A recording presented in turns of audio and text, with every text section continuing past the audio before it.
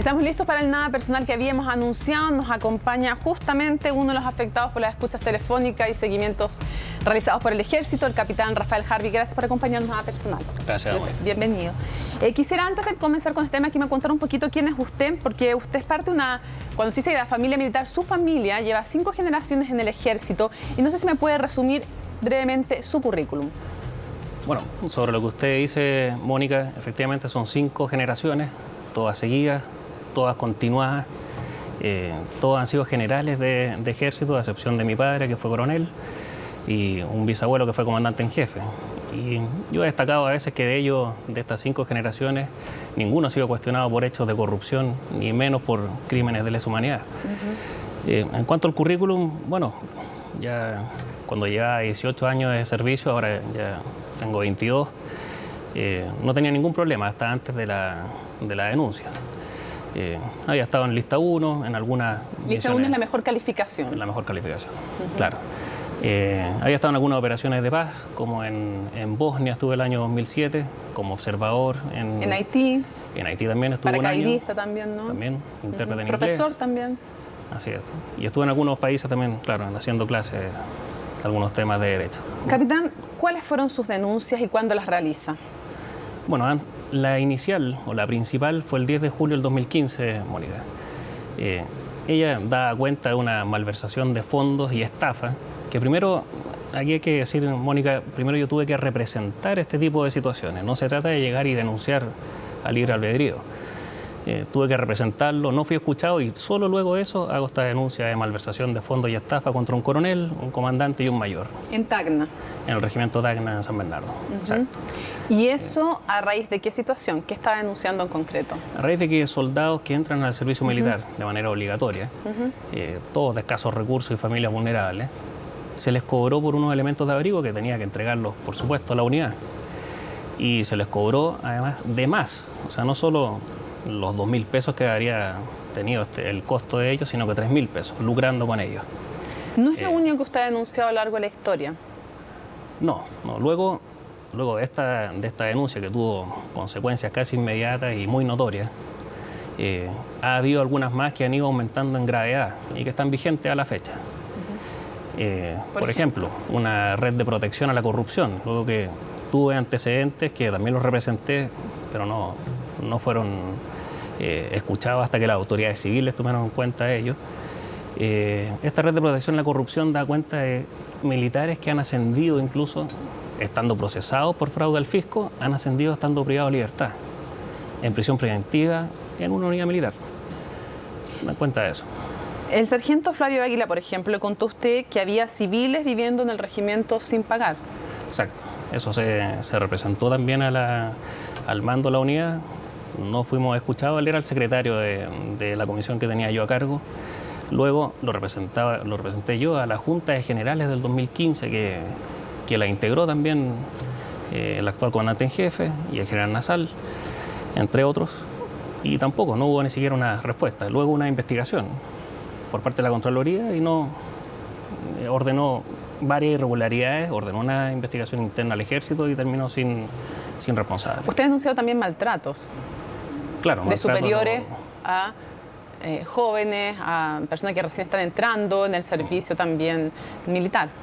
Efectivamente, malos tratos de parte de un cabo que maltrató alrededor de 14 soldados que coinciden con algunos que se fueron del servicio militar después de estos malos tratos y finalmente el cabo fue dado de baja, pero 3 años y medio después del inicio de la investigación.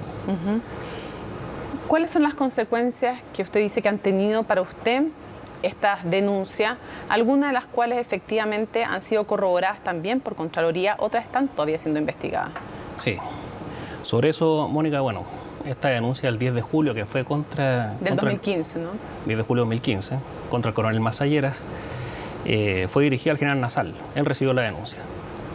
Sabiendo o previendo que podía haber alguna consecuencia, lo que pido en esa misma denuncia es acogerme a la ley 20.205 que protegía, digamos, mientras dure la investigación, no poder calificar, sacar del puesto de desempeño ni desvincular. Pues bien, a los 4 días se me califica en lista 1 muy bueno y el texto de la calificación dice: en consecuencia será pasado a complemento, es decir, usted es muy bueno, pero va a pasar a complemento, no va a ascender a mayor en diciembre a fin de año. Complemento un escalafón inferior, para que lo entienda la gente. Exactamente, en palabras simples, es la antesala al retiro, Mónica. O sea, quiere decir, usted lo califican en lista 1, pero le dicen que usted se va al escalafón de alguna manera inferior y que no va a ascender más en su carrera. Efectivamente. En esa oportunidad fueron evaluados 150 capitanes. ¿Cuántos no pasaron, cuántos fueron retirados y pasados como usted al escalafón inferior? Yo fui el único y coincidía con ser el único que había denunciado un hecho de corrupción. Pero usted tenía mejores calificaciones, estaba en lista 1, mientras otros que sí siguieron su carrera estaban en lista 2 y 3. Lo que dice usted es lo más relevante, porque la ley dispone que hay un orden de prelación. Es decir, yo no podía pasar a complemento si no llenaban esas vacantes de complemento los que estaban en lista 3 y 2, que es condicional y normal, y no muy bueno. Y habían 79 capitanes en lista 2 y 3 que no los pasaron al escalafón de complemento. Ya usted sí, que tenía mejor calificación. Efectivamente, sí. Sobre eso, Mónica, algo que agregar, que eso después fue determinado, la justicia tuvo que arreglar esto, no se pudo arreglar de manera interna, y la Corte Suprema declaró ese acto de pase a complemento como ilegal y arbitrario. También se denunció ante la autoridad y no hay responsable hasta el día de hoy. ¿Qué más le ha pasado? Porque después de una de las denuncias usted también estuvo detenido. Sí, efectivamente después de esta denuncia, pasar a complemento, que me inhabilitaba para poder postular a la quema de guerra, al mes siguiente el coronel Masalleras hace un documento y me dice, usted va a salir de su puesto, de los soldados, para desempeñarse en otra función y que tenga más tiempo para postular a la quema de guerra. Una decisión un poco perversa sabiendo mi condición. Bueno, y ante eso me despido de los soldados me hacen presente algunas cosas, que querían denunciar las irregularidades, les dije que podían ir a la Fiscalía Militar, van algunos, hicieron estas denuncias de golpe y malos tratos y cobros indebidos, vuelven a la unidad, no confían en lo que les argumenta el coronel Masalleras, que iba a investigar en el más breve plazo, más breve plazo que el cabo estuvo ahí mismo 3 años seguidos, y los soldados desertaron. Ante eso, el fiscal militar me llama y me dice, Harvey, yo tengo la convicción de que usted instó al desorden de los soldados y lo voy a procesar por sedición. Bueno, y estuve detenido 22 días, Mónica, por supuesto delito de sedición, y en lo cual hasta el día de hoy yo quiero decir que se mantiene como una presunción de culpabilidad. ¿Usted instó a esos militares a abandonar sus puestos? En ninguna circunstancia, Mónica, no. De hecho, fui absuelto tuvo que arreglar esto la Corte Marcial, el 11 de junio pasado. Hacer estas denuncias, a su juicio, ¿le ha significado el fin de su carrera militar? ¿Eso ha sido lo que ha finalmente terminado en el término de su carrera militar? En términos sencillos, ha sido el término de la carrera militar. Ya llevan 4 años intentando la Junta de Generales pasarme a retiro y ha sido la autoridad civil la que ha tenido que parar esto, de manera inédita. Primero el ministro Gómez y ahora el ministro Espina. Ellos han sido los que han tenido que realmente decir que ellos son los que mandan, digamos, las instituciones armadas.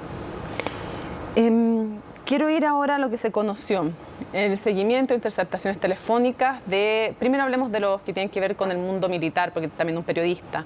¿Qué le parece la operación Topógrafo, en que el Ejército, a través de la Ley de Seguridad Nacional, intercepta comunicaciones y sigue a 2 ex funcionarios del Ejército y 2 en servicio activo?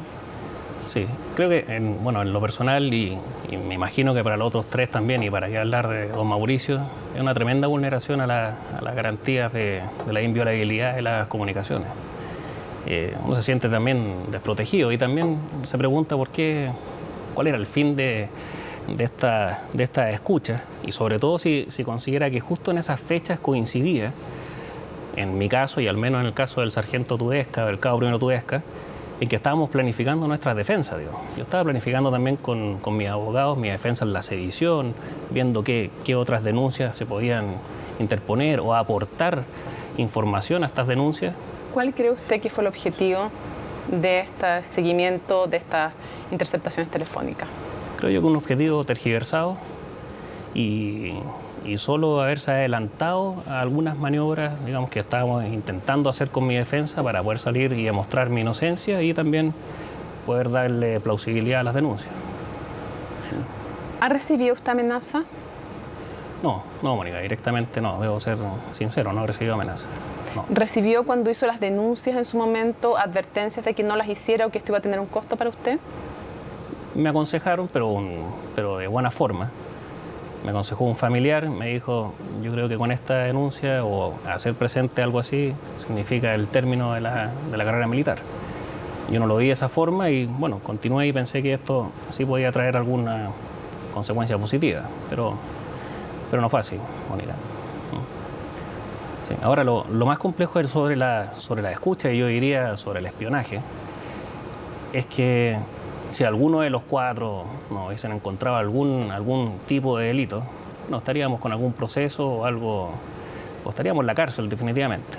Así que ahí yo pondría atención en que realmente las autoridades civiles en general no logren ser engañadas con justificar esto, porque ninguno de los cuatro creo que estemos en las tres causales que indica la ley en el artículo 23. Quiero ir a eso. La ley de inteligencia solo permite investigar a alguien. Primero, veamos el tema de la autorización. Lo que se ha respondido desde el Ejército, desde el Ministerio de Defensa, es que fueron realizadas estas escuchas y seguimientos con autorización judicial de un ministro de la Corte de Apelaciones, que ya sabemos que no fue Mario Carroza. Y por lo tanto, la pregunta ¿es suficiente para dar garantías de lo que se hizo el que se haya conseguido la autorización judicial? Me da la impresión, Mónica, por los antecedentes que tengo hasta ahora, es que yo creo que los ministros de la Corte son responsables. Lo puedo decir con fe eso. Y creo que eventualmente pueden haber sido engañados en la invocación de la causal. Porque, insisto, causal de terrorismo, narcotráfico o crimen organizado, yo creo que ninguno de los cuatro interceptados, ni menos don Mauricio, estábamos en algo así. Menos por el nivel de acceso a información. O sea, ¿usted cree que puede haber habido, como ha ocurrido en otras ocasiones, uso de pruebas falsas para convencer al magistrado de la Corte de Apelaciones de que diera la autorización? Por ahora me da la impresión que sí. Sí, porque insisto en que los ministros de Corte y el Poder Judicial en general son muy responsables. Y me imagino son responsables en todo su acto. Yo puedo dar fe de la sentencia. ¿Alguna vez usted ha revelado información que ponga en riesgo la seguridad nacional? Bueno, primero, Mónica, es decir que en ninguna legislación ni documento actual está definido qué es seguridad nacional. Ninguno. Solo el libro La Defensa del año 2017 indica la definición de seguridad y de defensa, pero no seguridad nacional. Habría que definir eso. Quizás algunos entendemos distinto lo que es la seguridad nacional. Yo no he revelado ningún documento ni nada que pueda poner en riesgo la seguridad nacional. Tanto es así, Mónica, que en las mismas fechas que estaba siendo interceptado, 2017, mis mandos con plena confianza, yo no tengo ningún problema con mis mandos directos, o no los tenía en el 2017, en la división doctrina, me tenían a cargo de uno de los documentos más secretos y más de mayor resguardo del Ejército, que son la Organización para la Guerra. Y tengo un documento que dice, sí, él estaba trabajando en esta tabla de organización y equipo, no había ningún problema, no hubo ninguna filtración. ¿En qué fecha era eso? Fue el 4 de julio del 2017. Mientras lo estaban investigando. Exactamente. Sí. O sea, alguien de quien se desconfiaba lo ponían a cargo de secretos de guerra. Efectivamente.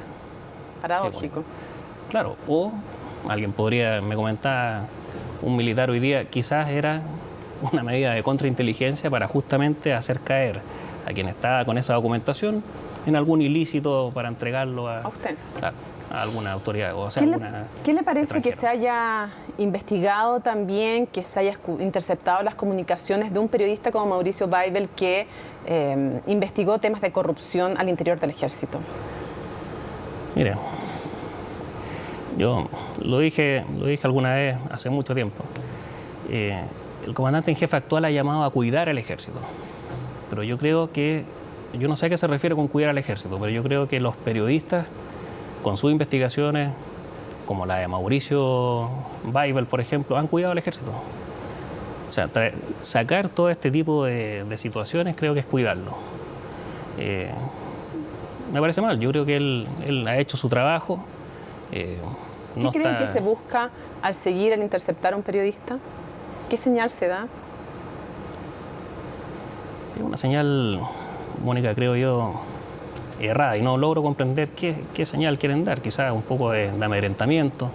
Entienden que los periodistas, quizás es tan distinto lo que puede entender el que hace esta interceptación o el que la ordena, que cree que con esto le va a hacer un bien al ejército escondiendo cierto tipo de cosas, cuando las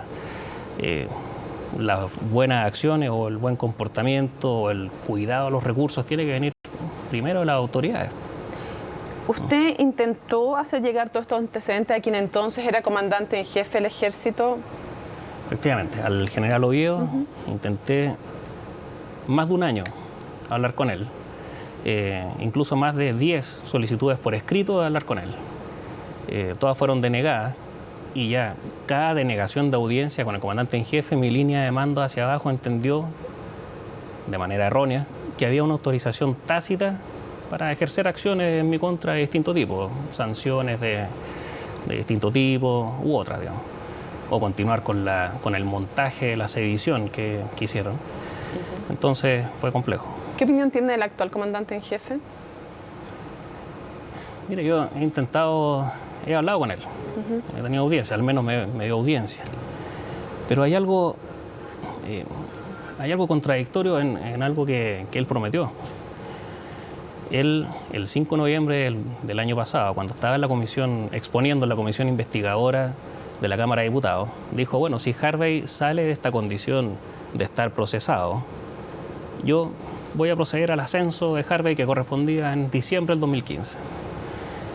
Bueno, resultó que salí de esa condición, mi condición hoy día es absuelto, pero el comandante en jefe dio la instrucción al fiscal general militar de apelar a esa resolución, que se llama, en términos técnicos, casación.